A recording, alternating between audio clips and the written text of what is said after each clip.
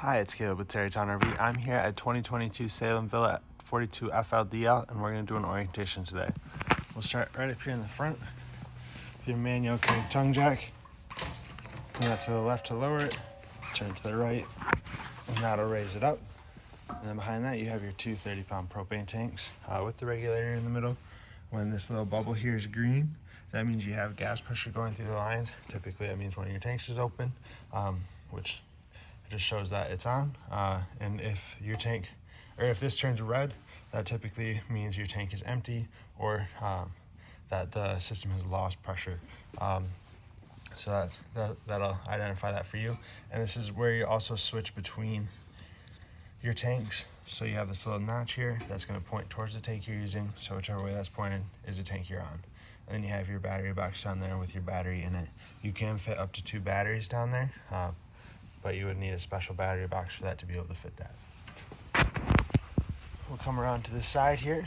You have some stickers, your VIN numbers on here. You have some cargo capacities, tire pressures, things like that. Stuff that once this thing is parked, it's not super important, but it is there for you to reference. We'll work our way around here. You have 3 separate sewer drains on here. So you have one up front for the kitchen. That's a gray only. It's just got the single gray pull handle on it. Then in the middle here, you have a gray and a black. That is for the toilet, for the bathroom. So with this one, you do want to do it in a specific order. You'll hook your hose up. You'll pull your black tank handle first. Once that's empty, you'll pull your gray. That gray dirty singing shower water will help to rinse the black toilet water out of the end of your hose here. And then you do also have a black tank flush right here. So that is going to spray directly into your black tank. You'll hook a hose up to it and run water through it for 5 or 10 minutes. And that's just going to help clean off your sensors and get rid of any solid waste that's left in there. And that's going to just rinse it right out the drain here. So when you're done with that, turn your water off there and then close up your slide valves, put your sewer cap on, and you're all set. And then there is one more drain here. This is for the washer dryer. If you have a washing machine, that's just so that can drain directly outside so it doesn't fill up a tank and flood the unit. And then you'll see this white handle here in the middle. That is for the fresh water tank. That's the drain for that. To fill your fresh water tank, you'll come up here. And it's just a gravity fill. You stick your hose in there, turn it on, and that's going to start to fill the tank. And then you'll be able to monitor the level of that on the monitor panel inside. Below that is the city water connection. So if you have full water hookup, you'll just hook your hose up to there, turn it on, and that'll be what creates your water pressure for you. With the city water connection, I do recommend you use 2 things. One, a water pressure regulator, just to lower the PSI of the water into a more reasonable range. A lot of times city water is more designed for houses than RVs, so the water pressure can be a little too high. So the water pressure will lower that into a good range of use for the RV. And then also a 90-degree elbow helps a lot with this. So when your hose hooks up here just directly to the side, it tends to kink, but if you put a 90-degree elbow in there, it's going to come up straight from the bottom, and that way it won't be able to kink. In this compartment here, you have your residential style water heater. So this will be on demand, and you have a couple valves on it here. So you have these 2 valves here, which are going to be your bypasses, those will be your bypasses. So the water heater is bypassed currently, but once you get it, you just turn those so that they are in line here, and then you'll close off this valve. Just give it a quarter turn. So turn these so they're in line with or parallel with the PEX lines here, and then you'll turn this one so it's perpendicular to it. And then you do have your 50 amp power hookup here. I do recommend a 50 amp surge guard with that to protect the electronics on the unit. When you're staying in a park, everybody's on the same grid and running their ACs or other appliances, and there's good opportunity for a power surge sometimes. So if you have a surge guard, that's going to help keep you protected. It's a lot cheaper to replace just a surge guard than to diagnose and replace electrical if you had a power surge. Then in the back here, you have a little storage compartment. So this goes underneath the bed in the rear. And in here, you have starter 10-foot sewer hose. There is a 25-foot freshwater hose, 30 amp to 110 adapter, 50 amp to 30 amp adapter. You have some lug covers for the wheels, and then you have your vacuum hoses and attachments for the onboard vacuum system, which we will see when we go inside. Coming around to the back here, you have an input for cable and satellite on the back. So cable and satellite. So if you're staying somewhere that has cable hookup, or if you have a portable satellite dish, that's where you hook your coax up to. And then come around to the door side, you have the big power awning. Controls for that are going to be inside. You have 2 outdoor speakers. You have your 2 entries. You have a location where you can hook a TV up outside. So there's an output and 2 110 outlets there. Obviously you can use those 110 outlets for whatever you want to out here. But we'll head inside now. There's going to be some cleaning supplies kind of scattered throughout. They're working on cleaning this right now. But we'll come in here to your control panel. So up at the top, you can check the levels of your battery, fresh tank, black tank. It shows black too. That's always going to read empty because you only have a single black tank. Then gray and your galley tank. Then you have the switch here for your water pump. So once you fill your freshwater tank, you'll turn your water pump on, and that's going to suck the water out of your freshwater tank and send it throughout the unit. You have a light switch here for outside. You have a switch to turn your outside speakers on, and then this is going to be your ceiling lights up top. Then there's another dimmer switch here for the ceiling lights. So if you tap that, that's gonna activate. Oh, so this switch activates this switch. Sorry, I made that confusing. And you just tap it, and that turns them on, and then it's on a dimmer. So if you hold that down, that'll dim those lights a little bit. It's kind of hard to see in here. And then the last switch on here is your slide out, or slide outs rather. So you have your 2 slide outs up front, and then your slide out in the rear in the bedroom. They all run off of the one switch because they are on hydraulic system. So all you have to do is hold down out. You'll hear the motor start to activate. And then they're gonna go roughly one at a time. So the one in the rear should go first, then these front 2 are gonna start to go.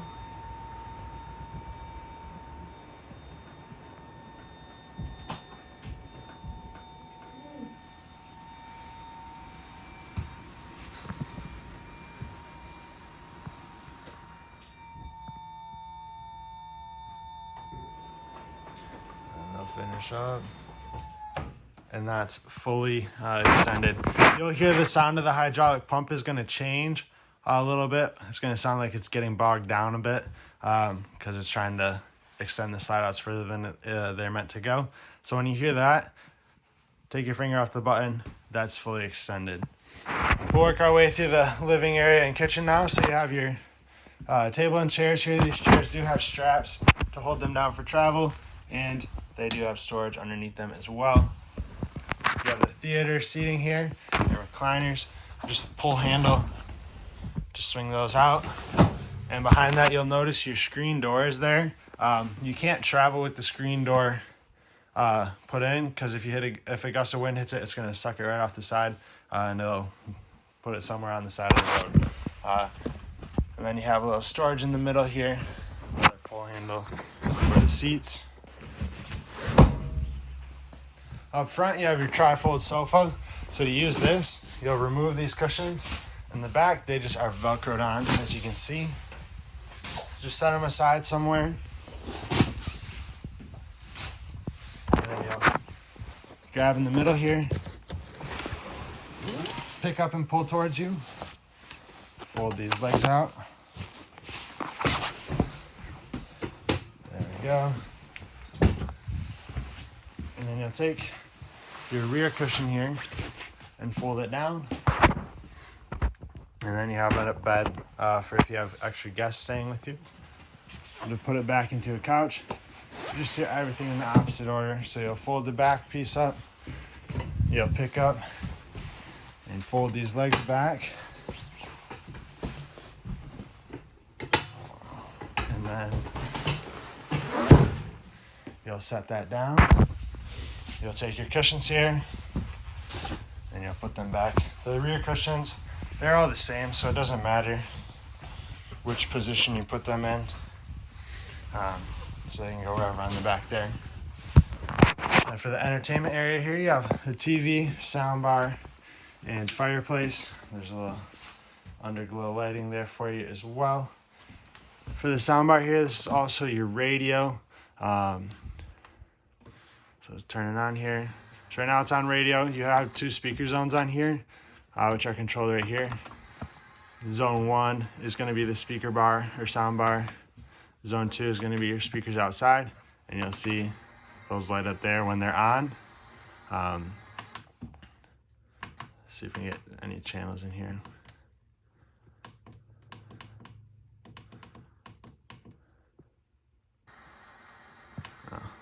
Doesn't want to get channels inside our shop here. Have a Republican majority. There we go. That's correspondent Tasha. Then if you hit mode, you can do aux cord. You can play your TV through here for sound.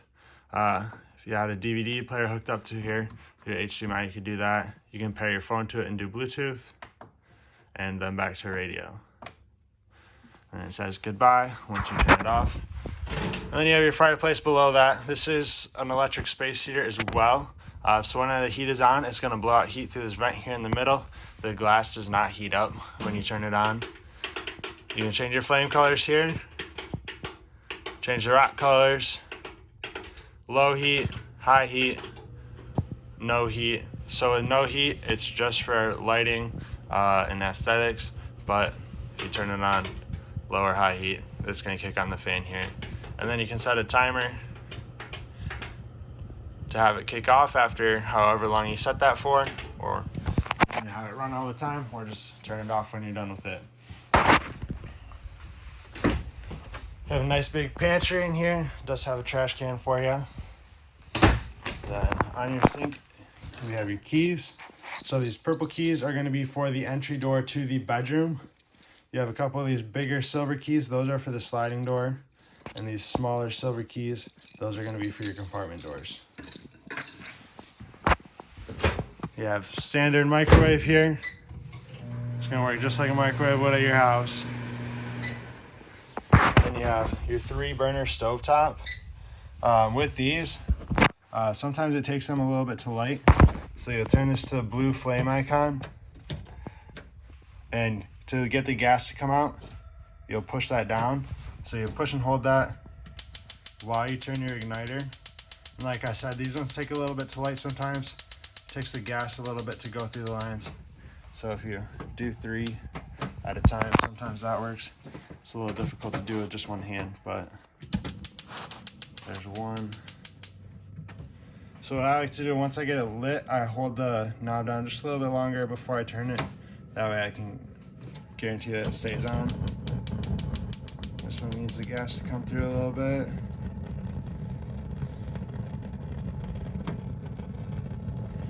Adjust that. See, sometimes I like to turn off like that. Now it'll stay lit. Once you get the air out of the lines, they'll light up right away. Like so. And there you go. And then for the oven here, you'll have to light a pilot for that.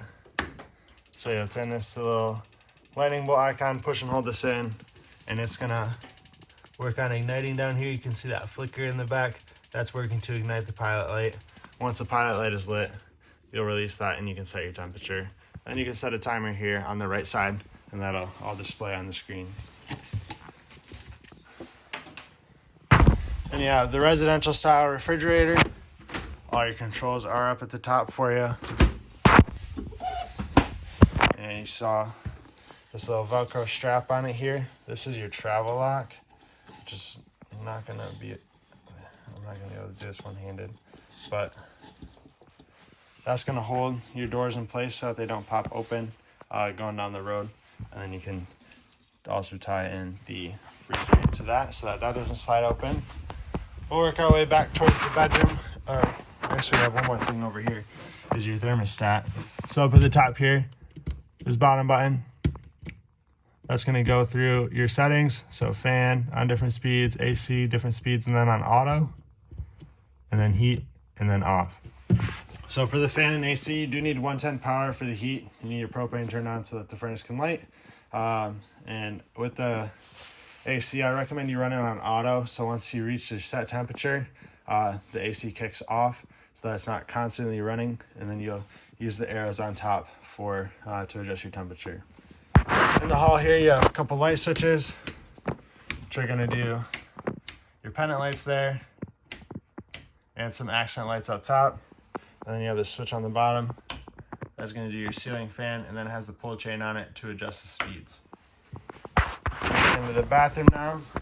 So your shower here has a travel lock on it. So those are secured. So these doors are secured for going down the road so that they don't slide back and forth. And then your toilet has a foot pedal flush. Halfway down brings water into the bowl. All the way down is gonna flush that into your black tank. If we open up this cabinet here, you'll see there's a switch for the water heater. So when you wanna use your water heater, just flip that switch on. It's gonna glow red, and that means that it's on. And you do have fan controls for your vent fan.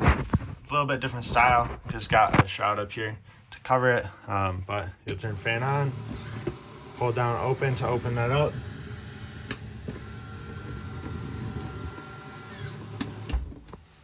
Just like that. And then on your stairs here to the bunk, this is where your vacuum system is located. So on the right, you have what they call a dustpan feature. So when you pick up on here, you'll be able to sweep everything in there, and it will suck it up. And then you can hook hoses up to here, and also this is where you'll change your vacuum bags at. It doesn't come with extra vacuum bags, so you will have to order extra once you fill that one up. But if you just get the number off of the bag there, or make a model of the vacuum, you'll be able to order those. Then you have the front side of the bunks here. This is the smaller side. And then in the back here, you have the double bunks and a little bit more headroom as well. There are USB chargers and 110 outlets, and you are prepped for a TV there as well as prepped for a King Wi-Fi system. But it's prepped only, it's not actually installed. We'll work into the back bedroom here. On the wall here is your antenna booster. Has the green light on it, that means your antenna is on. If you hook up to cable or satellite, push the button here, and you'll turn that off. There it goes. That way you can get cable and satellite channels. Then underneath your bed, you have access to storage. So that goes to that compartment outside that we saw. You also have a little shelf here. You can put shoes or things like that there. If you open up the closet here, this is where the washer dryer prep is at. So there's 2 water lines in there as well as a drain hose for that. Otherwise, you can use it just as a regular closet. And then you'll notice this drawer has a label here. It says antifreeze inlet. That's going to be for winterization. So behind here, behind this drawer is where your water pump is located. And so to winterize the unit, you remove that drawer, and your water pump there is going to have a separate line that comes off of it that you use for winterization. You'll turn a valve so that the water pump will draw from that extra line, which will go into your antifreeze rather than drawing from your freshwater tank. So that way you can run antifreeze through the system. And you do have USB charger up here on the right side of the bed, as well as 110 outlets. And then at the bottom here is your breaker box. So you have breakers on the left, fuses on the right. Everything is labeled for you. If a fuse were to go out, there will be an LED that lights up next to the bad fuse, and you'll be able to see that through the little window here. And behind the door, you have your light switch for the bedroom and your thermostat for the rear air conditioner. This is going to be AC only. It will not run your furnace, so it's just going to have fan and cool, and then it will go to off. But it works the exact same as the one up front. That is going to be everything inside of here, though. Hope this video is helpful to you. If you have any questions, please feel free to reach out. And thank you for choosing Terrytown RV.